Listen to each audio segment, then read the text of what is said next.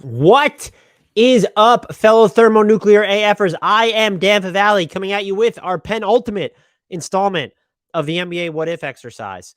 Very quickly, before I get started, please remember to subscribe and follow this show wherever you're getting your podcasts if you have not done so already. Download every episode as well. Those are the things that help us out the most, specifically on Apple and Spotify. Ratings and reviews do a great deal for us as well.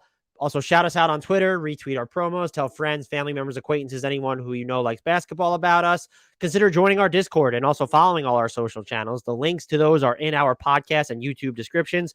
Also, head over to YouTube if you're listening to this and hit subscribe there as well. It would mean the world to me if you did all those things.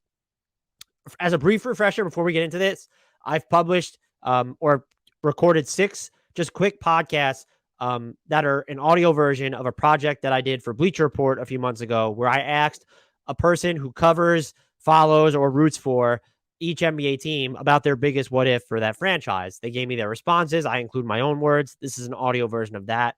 I know they can be tough to follow, so I've included the actual article link in the podcast description as well. But I did practice these. I'm getting better at the audio versions of them. And this is just some quick, digestible sub 15, 20-minute content that you can consume on the go while we're in the dead of September, so to speak, with the Mitchell trade done and Kevin Durant's trade request rescinded, Gobert already on the Timberwolves, and all that jazz. Without further ado, wow, all that jazz. How's about that? Without further delay, though, let's kind of cannonball into this. We are up to the Southeast Division, which means we begin with the Atlanta Hawks. Recency bias might call for yet another Luka Doncic versus Trae Young debate, but Trae is transcendent enough himself to avoid having his fate so far inexorably tied to Luka. The Atlanta Hawks' 2005 draft day decision, on the other hand, that bears rehashing. And that's what Sportcasting's NBA Maths and formerly of HardwoodKnocks, Adam Frommel wrote to me. Only one moment in recent Atlanta Hawks history left a dent in my wall from a television remote thrown across the room out of frustration. So that has to be the choice here. Once Andrew Bogut came off the board with the number 1 pick of the 2005 NBA draft, why did then general manager Billy Knight opt to use the 2nd overall selection on Marvin Williams? Even at the time, it was a questionable decision since Williams, who had high two-way potential and everything taken into account, had started a grand total of 0 games for a championship-winning North Carolina squad. But beyond that, Deron Williams and Chris Paul came off the board directly behind the longtime role player. And we all know how that turned out. If you need a reminder, not too well for the Hawks. The truly baffling part, Frommel continued, was that Atlanta actually needed help at point guard. A 27-year-old Tyronn Lue drew the majority of starts at the 1 in 2004-2005. After arriving via midseason trade with the Houston Rockets. And the franchise didn't seem to have any long-term plans. Sure enough, Royal Ivey, taken in the 2nd round of the 2004 draft, ended up starting for most of Williams' rookie year.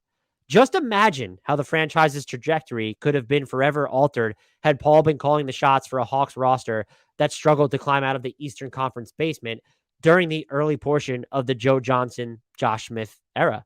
Alternate selections beyond this and Trae versus Luka are hard to find. I think Frommel's right.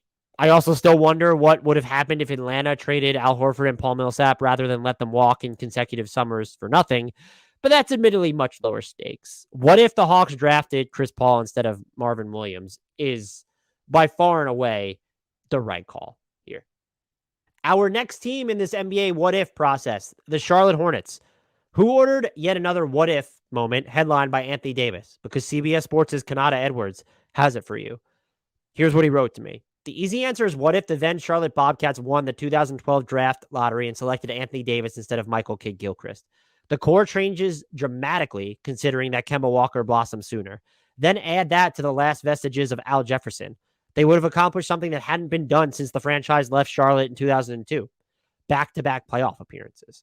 For advocates of optionality, me personally, this doesn't even have to be exclusively about Davis or about the then Bobcats dropping to number 2 in the 2012 lottery, despite farting out the worst winning percentage in league history. Yes, landing AD would have altered, well, everything. But they didn't just miss out on him. They selected the wrong player with their own pick in MKG after not getting AD. What if they had taken Bradley Beal, who went number 3? or Damian Lillard, who went number 6. The latter wasn't a consensus top prospect at the time, but Beal for sure made the cut.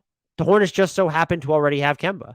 Charlotte's first round loss to the Miami Heat in 2016 looms as a secondary choice for me as well. If that team had won game 7, it wouldn't have gone on to bag a title, but it likely would have doubled down harder on the core that offseason rather than just ponying up for Nick Batum and Marvin Williams. And this begs another interesting question. Knowing what happened after the Hornets almost beat the Heat, which is 6 straight lottery appearances amid questionable self-evaluation, would actually have making it out of the first round been worse for the team's long-term thinking? There's some food for thought. But I do think the biggest what if for the Charlotte Hornets are just those various 2012 draft moments or what ifs or whatever you want to consider them. Our next team in the what if exercise is the one and only Miami Heat. Perhaps you're drawn to a development or moment from the Miami Heat's Big 3 era. Trust me, I get it because I was. What if Ray Allen misses? What if LeBron James never leaves? Those were my immediate and extended thought leanings. Then Alana Tauhauer of 5 Reasons Sports reminded me of a better one. Here's what she wrote. I can't not answer this with, what if Chris Bosh never had blood clots? To me, that changed the entire course of the organization post Big 3. And not just on the court, but off it as well. Without Bosh falling ill, Alana continued, Miami likely would have never stumbled into its so-called forgotten years. And as a result, it very well might never have gone after Jimmy Butler. And although the cause and effect of both are easy to see from a purely basketball perspective, the cultural ramifications should not go overlooked. From the tandems of Rook 1 and Rook 2, Josh Richardson and Justice Winslow, Goran Dragic and Dion Waiters, known as 7-11, and the brothers Johnson, James and Tyler, to Dwayne Wade's return, I firmly believe everything can be traced back to losing Bosh. Alana is probably right here. This is wildly unsettling to think about, and it says nothing of what the Heat might have looked like with a fully healthy Bosh, who, despite his third wheel status during the Heatles era, was a ridiculously good and historically underrated player. Knowing that team president Pat Riley is also addicted to superstar pursuits, I can only imagine a post Big 3 era led by Bosh peaks with the South Beach Godfather landing another marquee name even sooner. Maybe it's still Butler. Another fascinating consequence, by the way, are the Heat with a healthy Bosh in position to draft Tyler Hero at number 13 in 2019. Focusing on LeBron's exit is probably fine. What if Miami doesn't get trucked by the San Antonio Spurs in 2014 is another one. But that Heatles core spent the entire season operating on the brink in 2013, 2014. And changing scenery every 4 years has essentially been LeBron's modus operandi since leaving Cleveland the first time. Bosh's health and abruptly shortened career is more impactful. So is Goran Dragic's left foot injury during the 2020 NBA Finals. What if he stays healthy? Do the Heat beat the Lakers?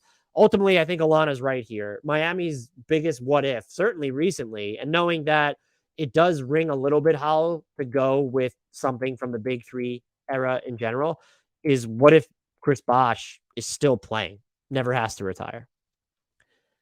The next team up is the Orlando Magic. Smack you in the face options are available in abundance for the Orlando Magic.